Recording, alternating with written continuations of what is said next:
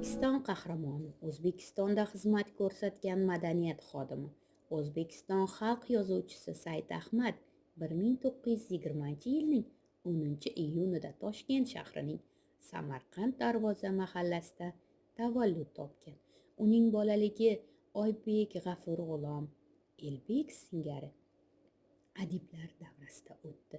Tabiatan qiziquvchan Said Ahmad adabiyotga kirib kelguncha juda ko'p sohalarda o'zini sinab ko'rdi. Artist bo'lishga urinib ko'rdi. Doktorlik maktabida o'qidi. Qurilish texnikumida tahsil oldi. Mashhur fotochi Pensumga shogird tushdi. Gazetalarga xabar yozdi. U Nizomiy nomidagi Pet institutda bir muddat o'qigach, 1941-yilda Mushtum jurnalida ishladi. 1942-yilda Respublika radiosida, 1947-yilda Qizil O'zbekiston gazetasida, 1948-yillarda Sharq yulduzi jurnalida mehnat qildi. 50-yillar boshida millatchi sifatida bir necha yil qamalib ham chiqdi. Milliy istiqlol yo'lidagi xizmatlari uchun Said Ahmad 1999-yilda O'zbekiston qahramoni unvoniga sazovor bo'ldi.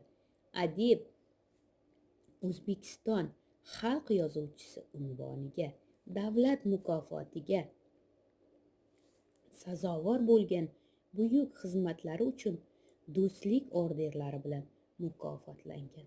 Uning asarlari Ufq, Jimjitlik romani, Xondon pista, Bir o'pichning bahosi, hajviy to'plamlari, 3 jildli tanlangan asarlari 2000 nashr etilgan. Uning yumoristik mahorati Kelinlar qo'zg'oloni, Kuyov komediyalarida yorqin namoyon bo'lgan. Felyeton janrida ham samarali ijod qilgan. 1947-yil xalq dushmani sifatida hibsga olingan. Stalin vafotidan so'ng oqlangan.